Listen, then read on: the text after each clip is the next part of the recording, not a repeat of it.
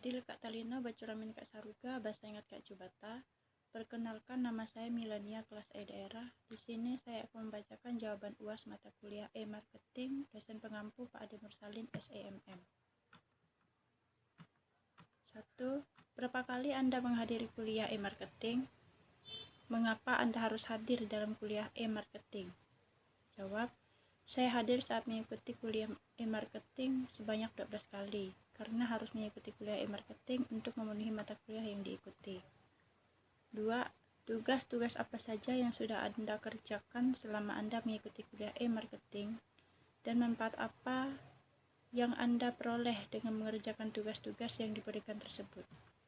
Jawab, tugas yang sudah saya kerjakan saat mengikuti kuliah E-Marketing yaitu tugas meringkas materi dan membuat 10 soal tentang materi E-Marketing. Manfaat yang saya peroleh dalam mengerjakan tugas tersebut adalah saya lebih memahami materi yang diberikan, terutama materi E-Marketing. Saya juga lebih banyak membaca materi yang sudah diberikan oleh dosen E-Marketing, Pak Ade Mursalin. 3. Dampak apa yang Anda rasakan pada perilaku Anda setelah Anda mengikuti kuliah E-Marketing? Apa kesan Anda dan mengikuti kuliah E-Marketing selama 1 semester secara online? Dan bagaimana tanggapan Anda jika kuliah semester depan dilakukan secara offline? Jawab, dampak yang saya rasakan pada perilaku saya pribadi setelah mengikuti kuliah E-Marketing adalah saya bisa mengetahui cara membuka usaha dalam pemasaran produk yang hendak dijual melalui media sosial seperti Facebook, Instagram, WA maupun TikTok dan YouTube, serta cara membuat alamat web untuk usaha yang akan kita jual melalui media sosial lebih mudah. Kesan saya saat mengikuti kuliah E-Marketing secara online adalah kuliahnya lebih praktis, tidak memerlukan dana banyak, serta kuliah bisa di mana saja asalkan ada sinyal. Tanggapan mengenai kuliah offline pada semester berikutnya itu lebih baik, supaya juga kuliah lebih efisien, terarah, dan mahasiswa dan mahasiswi bisa lebih fokus mengikuti kuliah saat jam mata kuliah serta tidak ada gangguan-gangguan lain yang menghalangi proses perkuliahan berlangsung, seperti mati lampu, sinyal hilang datang, hujan, dan lain sebagainya. Soal bagian B. Soal bagian A berkenaan dengan teori E-Marketing. Apa perbedaan antara pemasaran dan manajemen pemasaran? Dua konsep pemasaran dipandang sebagai filosofi bisnis yang dapat memandu perusahaan mencapai tujuan. Mengapa demikian? Seperti apa kaitan antara perusahaan dan lingkungan pemasaran makro ekstern? 1. Apa yang dimaksud dengan E-Marketing? Tolong saudara jelaskan. Jawab, E-Marketing adalah jenis strategi pemasaran yang menggunakan bantuan internet melalui berbagai platform berbasis online. 2. Apa saja yang menjadi kegiatan E-Marketing? Jawab, E-Marketing pada umumnya juga melingkupi kegiatan pembuatan website, melakukan pemasaran iklan dengan menggunakan media internet, promosi online melalui mesin pencari informasi, email, periklanan melalui email advertising.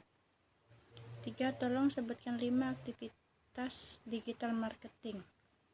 Jawab, Facebook Ads, Twitter Ads, YouTube, Instagram marketing, email marketing. 4. Ada banyak media online yang dapat Anda manfaatkan sebagai sarana promosi. Sebutkan contoh online marketing melalui platform media yang dimaksud. Jawab, contoh online marketing melalui platform media salah satunya adalah TikTok for Business. 5. Sebutkan manfaat dari E-Marketing bagi bisnis Anda. Jawab, dengan menggunakan digital marketing, Anda dapat menjangkau target pasar yang lebih luas karena tidak terbatas letak geografis.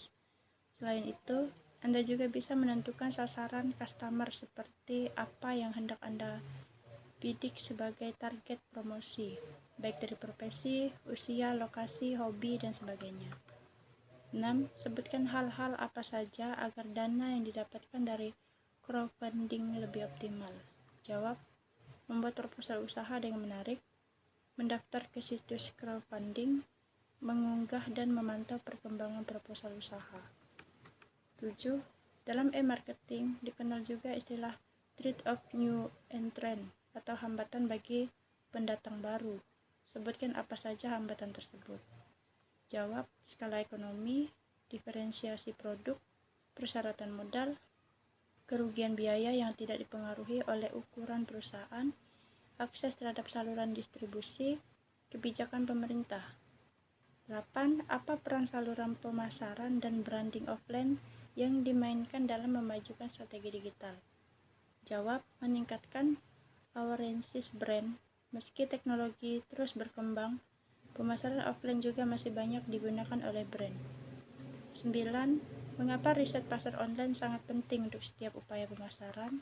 Jawab: riset terdapat pasar dilakukan dalam rangka mempelajari dan menganalisis strategi apa yang digunakan oleh kompetitor dalam menjual produknya.